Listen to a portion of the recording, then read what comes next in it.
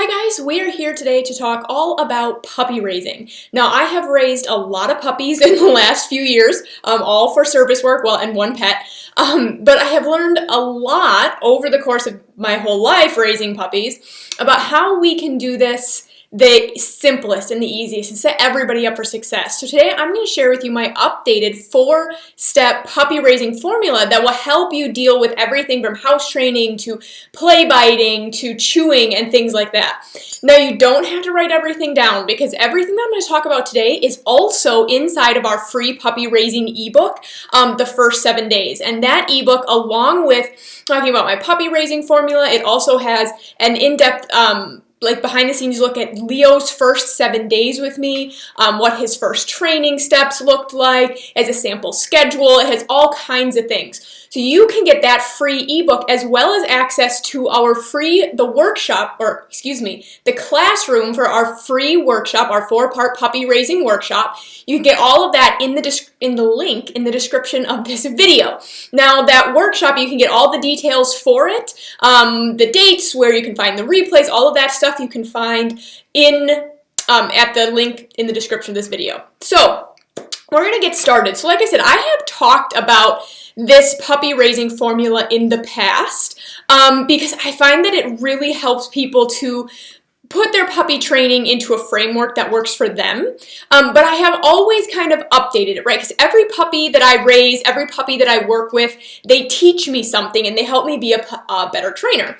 So the first step, though, is and always has been prevent mistakes. Okay, it's really hard to train a puppy and to raise a puppy if we're not preventing mistakes. Because puppies come into our home. If you bring home an 8-week-old puppy, it's about the equivalent of a 2-year-old child. And I don't know about you, but I don't know any 2-year-old children who can just be trusted to go about the day without any supervision and not get themselves into trouble, right? Our puppies are the same way. So if we're going to help them learn how to live in our house with as least amount of stress as possible, we really need to prevent mistakes. Now there are a few ways that I do that. So first, puppy proof. I puppy proof everything. So I actually get down on the floor, look around. Anything that can fit in your puppy's mouth is going to end up in your puppy's mouth. So we want to really puppy proof at least the main living areas. The second step for me is that my puppies are always on a leash, in a crate, or in an X-pen unless I'm actively supervising them. And that third step then is active supervision. Now what I mean by active supervision is both of my eyes and 110% of my attention are directly on the puppy. So we're playing, we are training, they're sleeping in my lap, I'm literally watching them explore the room, right? But I'm not watching TV and supervising the puppy. I am not cooking and supervising the puppy. If I'm going to do anything and supervise the puppy, my puppy's going to be on a leash or in an X-pen. Okay, so that way he can either, in the X-pen, for example, have more space, he can have some toys, he can have his water, everything like that, but he's at least confined to an area where I know he's not going to sneak around the corner and go to the bathroom, or sneak around the corner and find a shoe, or get himself into some sort of trouble or safety hazard. Same thing with the leash. If I have my puppy on a leash, he can be right next to me, he can be out of his crate, he can just be out, but again, he can't sneak around and go get himself into trouble. So I am really either 100% my puppy is on a leash, in a crate, or in an X-pen, or I am actively supervising my puppy. And this is the only way for them to stay out of trouble and to stay safe when they're young. Then the next step, so step 2, is going to be reinforcing good choices, reinforcing good behavior. So along with making sure that we've really puppy-proofed everything, we're using active supervision, and we're putting our puppies into crates if we cannot supervise them, we also want to be reinforcing good behavior when they are out. I totally forgot too, if anybody needs help crate training their puppy, I did a live a couple weeks ago on crate training your puppy. And so you can find that on our Facebook page, at our YouTube channel. I'll put the link in the description here when I'm done also. So I walk you through step by step how I crate train a puppy when they come home to live with me. So So, all right, so step 2, like I said, was reinforcing good choices, reinforcing good behavior. So what I'm going to do is I'm going to have food treats available at all times when I have a puppy in my home. Now, this is not forever. This is while my puppy is learning the ropes, getting into the routines, learning the rules, everything like that. So I'm either going to have treats in a treat pouch on my body, or maybe I'll just have different treat jars throughout the room. But I'm going to have treats available to me at all times.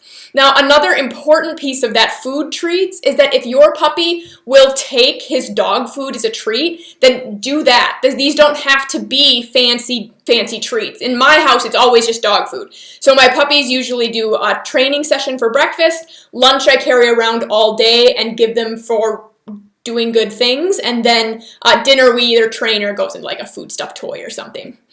Okay, and then we also, so you have food treats available all the time. And then notice all the good things that your puppy does. So this could be laying around calmly. This could be chewing on his own bone. Coming when called. I reinforce coming when called 12 times a day with a puppy, just across the living room. I just say, Leo, come. He comes to me. He gets a treat. This is a really, really great way to practice recalls. Right? And then we're just going to reinforce anything you'd like your puppy to do again. So if he's laying calmly at your feet, reinforce him. If he comes when called, reinforce him. If he's chewing on his own stuff, that's a big one too, chewing on his own stuff. I really like to actually give my puppies treats for chewing on their own bones instead of on my stuff, which hopefully aren't even laying around because I've already puppy-proofed, right? So the first step there was we were preventing mistakes. The second step there is to reinforce good stuff throughout the day. The third is to provide age-appropriate exercise. So age-appropriate exercise is certainly something you're going to talk to your vet about because that changes based on your puppy's breed and your puppy's age. So we don't want to be hurting joints. We don't want to be doing anything harmful to our puppies, but they do need exercise. Now, there are 2 primary ways that I provide exercise for a young puppy, other than allowing them to play with my adult dogs, because I do allow dog play with dogs that I trust. So I don't take my puppies to a dog park or to play with dogs that I don't know, but I do allow them to play with my adult dogs. But primarily, we do play. So this is Leo's first ever play session. And I won't show you probably this whole video because it's like 3 minutes long. But this was our very first night together, and already I'm teaching him how to love playing with toys with me. Not only is this a great exercise for a little puppy, this like 3-minute session and a 5-minute walk wore him out at 8 weeks. It's also going to help us with play biting. It's also going to become a really strong reinforcement procedure. It helps him believe that I'm fun and I'm interesting, which will help us with distractions. So I love to teach my puppies to play early. And if this is something you guys would like a video on, if you would like a video on sorry, I got distracted. I had a little warning symbol on my screen, but it's not important. So if you would like a video specifically on play and how to do this safely and well, let me know, because I can do a video on play for you guys if that would be helpful. So then the 4th step is going to be early foundation training. Now, this is something I feel very strongly about. There are older pieces of advice that say a puppy shouldn't have any training until he's 6 months old or something like that. Now, I don't believe that at all. I think our puppies need to start training the day they come home. But it needs to be age appropriate. So I'm going to keep my training session short.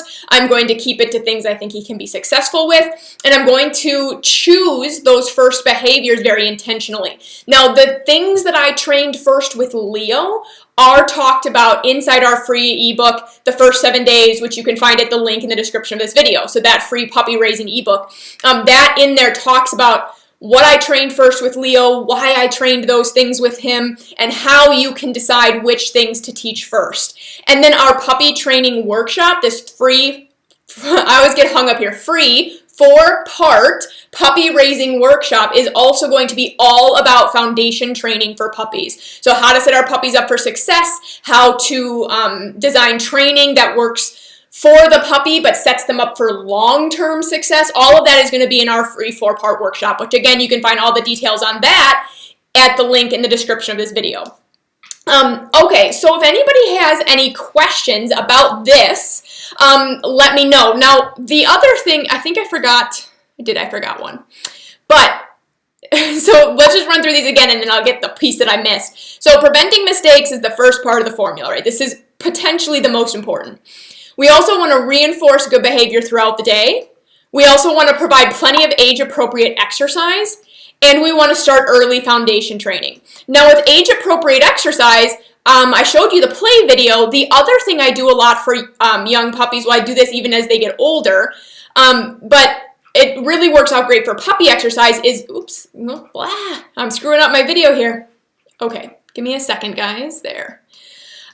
Is I like to do freedom walks with my puppies. Now, this is a walk on a long line and a harness that allows my puppy to safely have freedom of movement, a little more freedom of behavior. He can sniff around, he can move around. Now, I also have a full video on freedom walks. This is not something you're going to want to try without watching that video, because how you manage that long line impacts safety and it impacts success, both safety and success for you and safety and success for your puppy. So you're going to want to make sure that you watch the Freedom Walks video before you actually try this. But I do this with my puppies and play with my puppies as kind of their two primary ways of age-appropriate exercise. Yeah, okay. So I will also put the Freedom Walks video link in the description of this video as well, because it's not there now. But we do have the one on crate training, and we do have the one on Freedom Walks. So I do have a couple questions here, so I'm going to get these answered. So Carolyn asked a question. She said, at one point you talked about a balance and order between train, chew, walk, exercise, nap, or play, or something. I don't remember the order. Okay, so I do have a video on my exercise formula. I do have a video on that, and so I'll dig that up and put it in the description of this video also. And that is especially important for adolescents, but it's because our puppies tend to play and then, like, just fall over and nap, right? I know a lot of puppies go 100 miles per hour or dead to the world. Like, those are their two speeds. As they get older, they have more energy. The exercise formula starts to become really important. So basically, it's where I'm going to do physical exercise, mental exercise, and then I'm going to give my dog something to chew on, which will help him calm back down and hopefully then be able to nap. And that we do see this with puppies as well, but it's especially common with our adolescents, is that when we do the physical exercise, so we do 20 or 30 minutes, however much, is appropriate for our dog based on age and breed and energy level, it's like they almost get more excited. Okay, they're almost on like this runner's high. So then if we do some mental exercise after that, it can help bring them down a notch. And then if we give them something to chew on, chewing can be very self-soothing, and that can really help our dogs come down even further. And it can teach them how to calm themselves down after exercise. And I see it work really, really well. So I do have a whole video on that. So then TJ says, when doing crate training, if the puppy isn't ready because it cries, what do you do in the meantime? So first of all, this is all talked about in that puppy raising ebook, The First 7 Days, where I talk about how, what I really recommend people do when you bring home a puppy is take off, at least have 3 days in a row where you don't have to leave, but 4 or 5 is better, so that you have 3 to 5 days where you're home and the puppy doesn't have to be crated except for training sessions.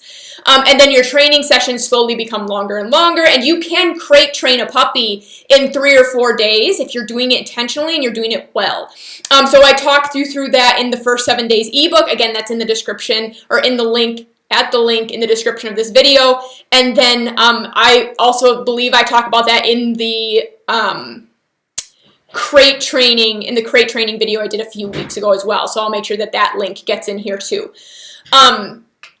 But crate training is just like any other behavior, right? So if we want to start where our puppies can be successful and slowly make things harder. And I just like to, when I bring home a puppy, I always recommend people, so if you have, Saturday and Sunday off from work, take Friday and or Monday. So you only have to take 1 or 2 days off, but you have 3 to 4 days to spend solely focused on teaching your puppy how to live in this house, get him settled in, things like that. And then Sharon asked, how do you get the puppy to walk through electronic doors without putting on the brakes? I actually have a video example of this, so I can post that as well. I posted a video example of this a few years ago when I had a puppy who did that. She put on the brakes going into a pet-friendly store. What I'm going to say is, Sharon, of course, I don't know anything about your lifestyle, so you may have to go through electronic doors to get in or out of an apartment, and so there are lots of reasons why we would need to bring a puppy in or out of those, like, automatic doors. But I just want to say for everybody listening is that remember, puppies have no business being in a store that only allows service dogs. And I have a whole video on public access and the stages of public access and how to know when your dog is ready for the next stage in public access. It also has its own checklist that you can download. So, Sharon, this may not apply to you, and I know that fully, but I'm just, for everybody watching, there are lots of reasons we might need our puppies to go through those sliding automatic doors. But a puppy has no business being somewhere that only allows service dogs. They're not house trained. They don't have any basic obedience. They can't. Between 8 and 12 weeks old, they cannot be old enough for that. So in the video example that I'll show you, I'm going to have to post it separately because I don't have it in a video form I can just pop up on screen for you. Is the puppy is wearing a vest, but we are going into a pet-friendly store, and I think she's 10 or 12 weeks at the time. I can't remember, though, because it was a couple years ago. We're going into a pet-friendly store, and she's wearing a vest to help keep people away from her. Because in my area, where I live, and this changes based on areas, geographic regions, is where I live, if I have a service dog vest on a dog, people are really good about staying away. And if I don't, people are very bad about petting without permission. So I also actually have a whole video on when and why you might put a vest on a puppy, even though they're potentially too young to be doing real public access like Target or the mall, somewhere where only a service dog is allowed.